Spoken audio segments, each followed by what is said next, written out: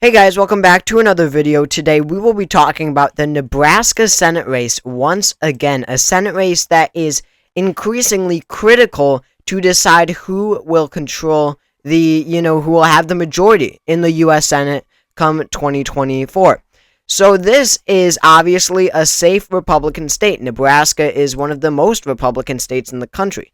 If this loads here, we could see that Nebraska, in their at-large vote rather than congressional district, voted for Donald Trump by 19 percentage points in the 2020 election.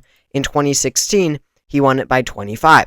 So this is obviously one of the most Republican states in the nation, but shockingly, an independent named Dan Osborne is a candidate for Senate, and he has somehow been able to really, stun people with how well he is performing in Nebraska. Now, Dan Osborne is a labor union leader. He is a progressive, at least fiscally. Now, he is, of course, going to code himself and label himself, whatever, as a centrist, moderate, just, getting stuff done. And sure, that very well may be true.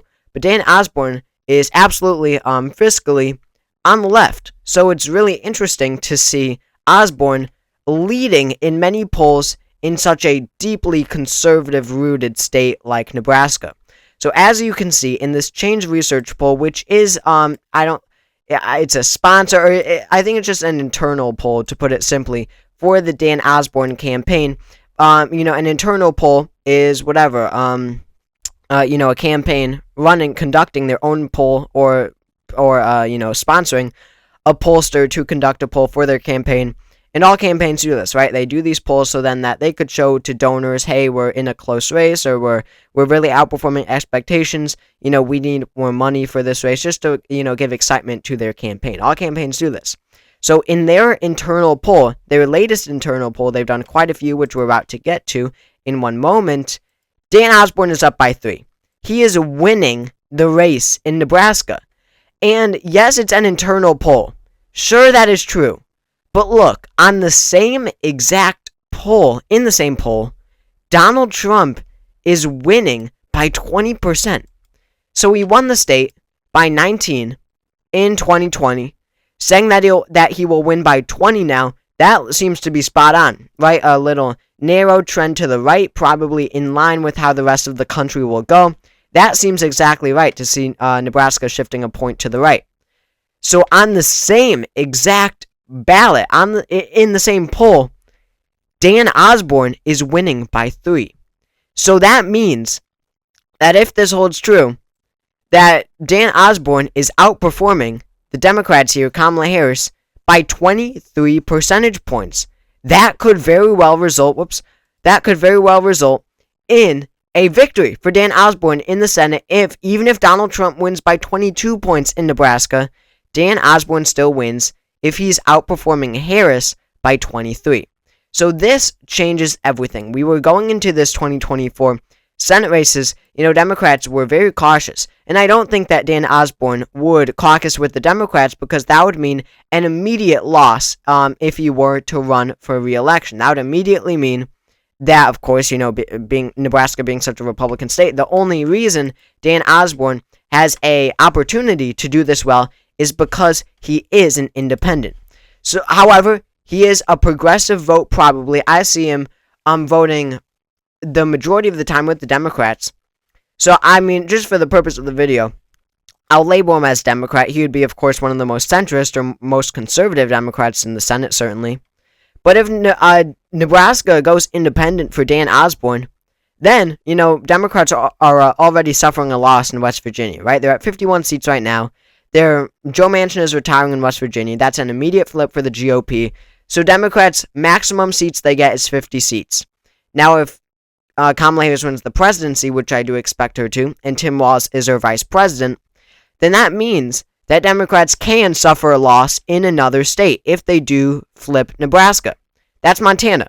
Montana is the most likely to flip in 2024. The incumbent Democrat, John Tester, he represents the state right now. He is performing awful in polls.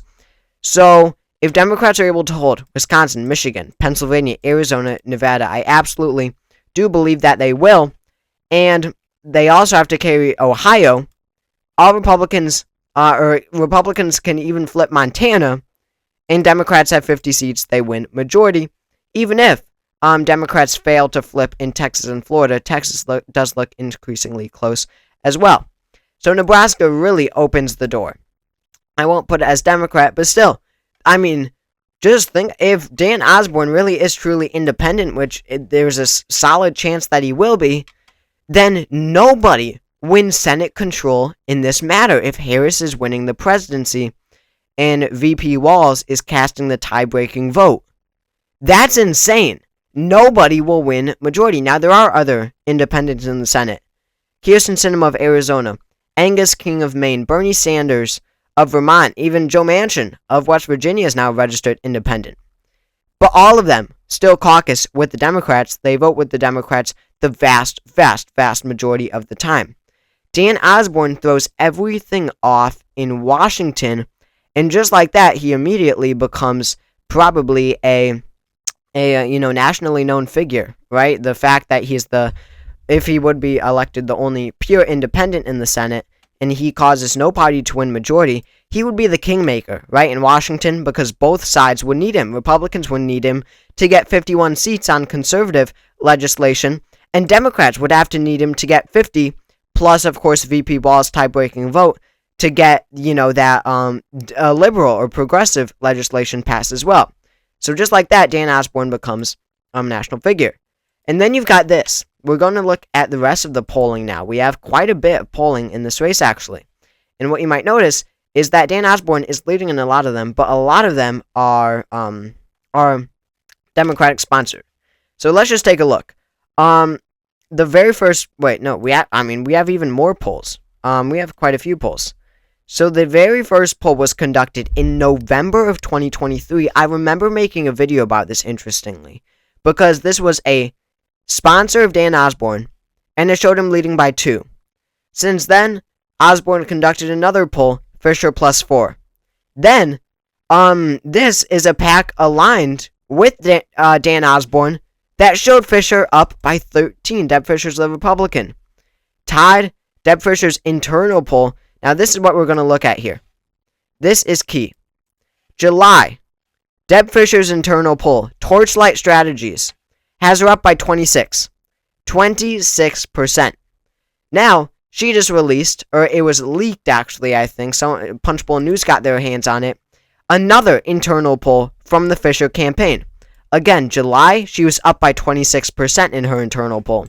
Now, Torchlight Strategies, again, it's the same exact pollster. And what do you notice? Deb Fisher 48, Dan Osborne 42, 10 undecided. Fisher's up by 6.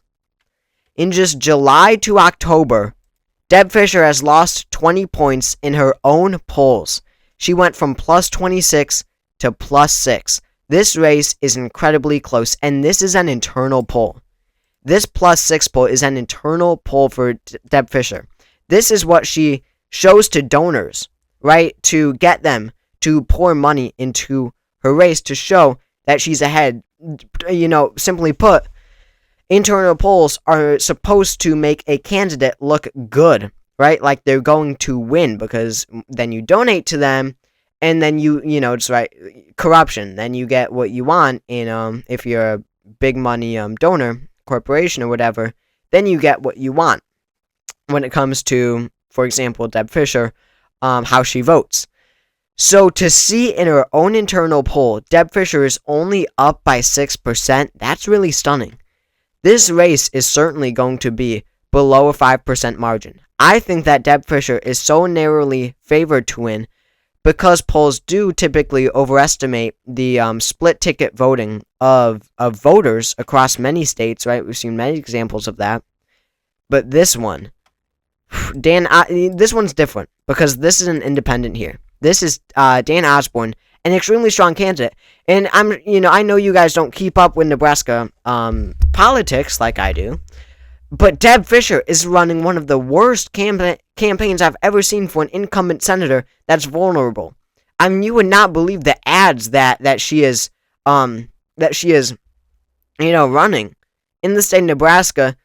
I won't go into it, but they are so weak, and the ads that Osborne is running is so strong. And look at this. Look at this. Fundraising. This race is virtually tied right now. Deb Fischer might be up a point or two if the election were held tomorrow.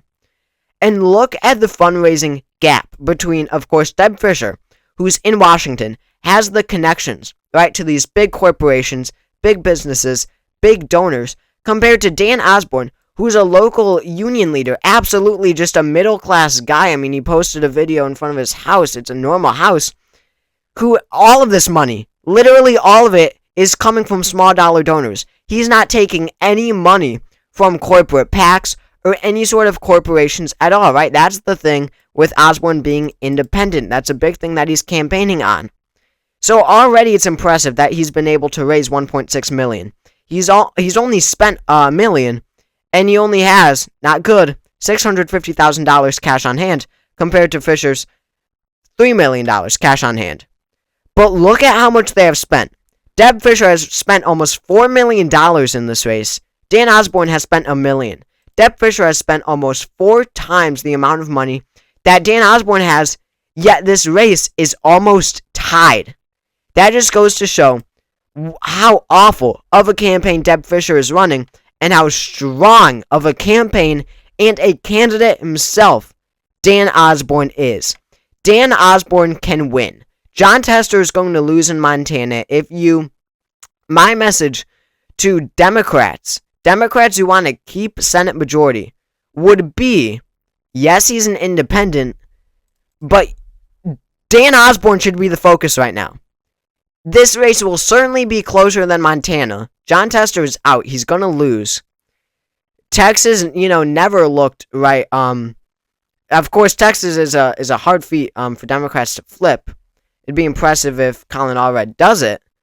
But, of course, that's unlikely. You've got Florida. That's really turning away fast from Democrats in new polling. But Nebraska, of all places, looks more and more like it could go independent. It could go for Dan Osborne, fiscally a left-leaning individual. And I won't go into it, but just a really stunning race here in Nebraska. This is one to watch. So thank you all for watching. If you enjoyed it, make sure to subscribe. That helps out the channel a lot. That'd be great if you could. Drop a comment, please, to let me hear your thoughts on this topic, and I'll see you all later.